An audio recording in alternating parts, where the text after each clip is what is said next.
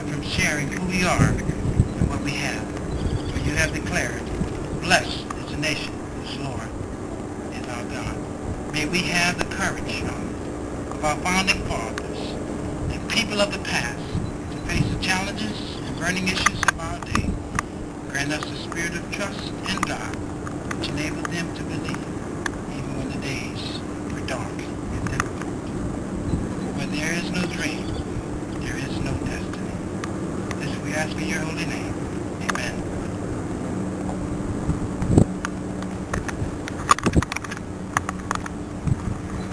Please be seated. Ladies and gentlemen, please welcome the host for today's ceremony, Colonel Anthony D. Reyes, Garrison Commander, Fort Monroe.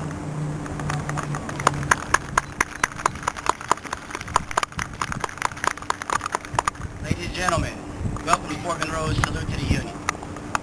On this day in 1776, the Declaration of Independence was approved by the Continental Congress, setting the 13 colonies on the path to freedom as a sovereign nation. As always, this most American of holidays will be marked by parades, concerts, fireworks, backyard barbecues across our country. It means something different to each of us, and if you'll permit, I'd like to briefly share with you what July 4th means to me. When I was a child growing up in New Jersey with my brothers and sister, I remember we looked forward to this day almost as much as Christmas. As kids, we didn't give too much thought to the meaning of July 4th other than the fact that it was our grandmother's birthday. When we were very young, we even thought that her birthday was the reason for the fireworks and the cookout. Now, somewhere along the line, we began to become aware of the meaning of the day. And with that awareness came the birth of our individual patriotism. July 4th is the birthday of our nation. I believe that as a boy, and even more today, that it is the birthday of the greatest nation on earth. In George Lippard's book, Washington and His Generals, or Legends of the Revolution, he recounts the speech of the unknown. In that small Philadelphia meeting hall, the debate had raged on for days. The men gathered were all honorable, but were hard-pressed by King George, who had flouted the very laws they were willing to obey. By signing the Declaration of Independence, all would be guilty of high treason under the British law. The penalty for high treason was to be hanged by the neck until unconscious, then cut down and revived, only to be disemboweled and cut into quarters. The head and quarters were at the disposal of the crown. Now it's no wonder that their courage wavered and the Declaration sat there on the table unsigned. Legend has it that at that point an unknown man rose and spoke. Described not as a young man, but one who had had to summon all of his energy for an impassioned plea. He cited the grievances that had brought them to that moment, and finally, with his voice failing, he said, "They may turn every tree into gallows, every hole into a grave, and yet the words of that parchment can never die. To the mechanic in the workshop, they speak hope. To the slave in the mines, freedom. Sign that parchment. Sign if the next moment the noose is around your neck, for that parchment will be the textbook of freedom, the Bible of the rights of man forever." He then fell back exhausted. 56 delegates, swept up by his eloquence, rushed forward and signed a document destined to be as immortal as the work of man can be. When they turned to thank him for his electrifying oratory, he was gone. No one could be found who knew who he was, nor how he had come into or gone out through the locked or guarded doors. Well, that's the legend, but what do we know of the 56 men?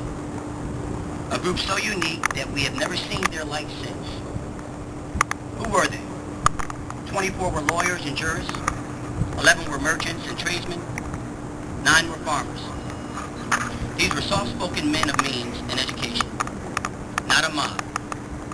They had achieved personal security, but valued freedom more, pledging to each other their lives, their fortunes, and their sacred honor. 5 of the signers were captured by the British as traitors and tortured before they died. 12 had their homes ransacked and burned. 2 lost their sons in the Revolutionary War. Another had 2 sons captured. 9 of the 56 fought and died from their wounds on the hardships of the war. But these 56 men fathered a nation, that became a shining beacon of freedom to the world. From 2.5 million people in July of 1776 to 309.6 million people today, our impact and inherent goodness touches the farthest reaches of the globe. As President Reagan said, July 4th is more than just the birthday of a nation. It commemorates the only true philosophical revolution in all history. There have been revolutions before and since ours, but they simply exchanged one set of rules for another. Ours was a revolution that changed the very concept of government. July 4th should always remind us that for the first time, it was decided that man was born with certain God-given rights, that government is only a convenience created and managed by the people, with no powers of its own except those voluntarily granted to it by the people. Ladies and gentlemen, we should never forget those great truths. Happy 4th of July.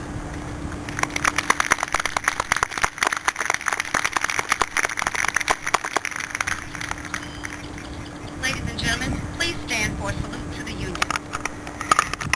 The salute battery is comprised of soldiers from Headquarters and Headquarters Company, United States Army Training and Doctrine Command in Fort Monroe. This afternoon's ceremony honors all 50 states by firing one round for each state in their order of accession into the Union. Delaware, December 7, 1787. Pennsylvania, December 12, 1787. New Jersey, December 18, 1787. Georgia, January the 2nd, 1788. Connecticut, January the 9th, 1788. Massachusetts, February the 6th, 1788. Maryland, April 28th, 1788. South Carolina, May 23rd, 1788. New Hampshire, June 21st, 1788. Virginia, June 25th, 1788. New York, July 26th, 1788. North Carolina, November 21st, 1789. Rhode Island, May 29th, 1790. Vermont, March 4th, 1791. Kentucky, June 1st, 1792. Tennessee, June 1st, 1796. Ohio, March 1st, 1803. Louisiana, April 30th, 1812. Indiana, December 11th, 1816. Mississippi, December 10th, 1817. Illinois, December 3rd, 1818. Alabama, December 14th, 1819. Maine, March 15th, 1820. Missouri, August 10th, 1821. Arkansas, June 15th, 1836. Michigan, January 16th, 1837. Florida, March 3rd, 1845. Texas, December 29th, 1845. Iowa, December 28th, 1846. Wisconsin, May 29th, 1848. California, September 9th, 1850. Minnesota, May 11th, 1858. Oregon, February the 14th, 1859. Kansas, January 29th, 1861. West Virginia, June 20th, 1863. Nevada, October 31st, 1864. Nebraska, March 1st, 1867. Colorado, August 1st, 1870.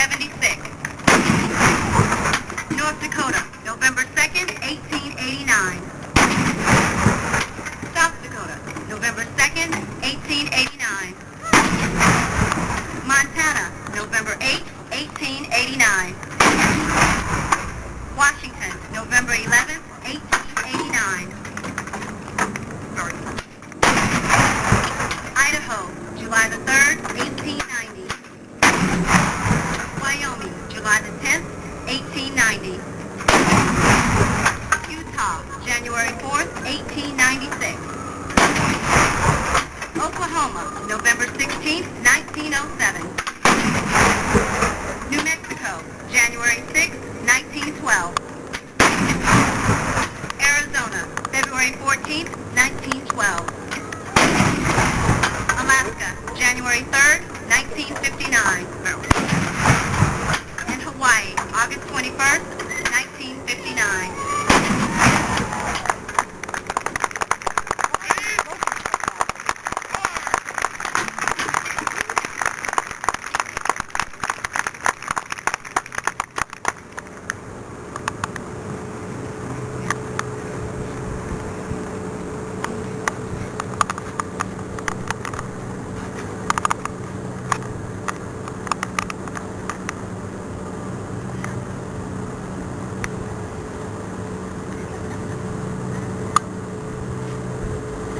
Ladies and gentlemen, this concludes today's 4th of July salute to the Union.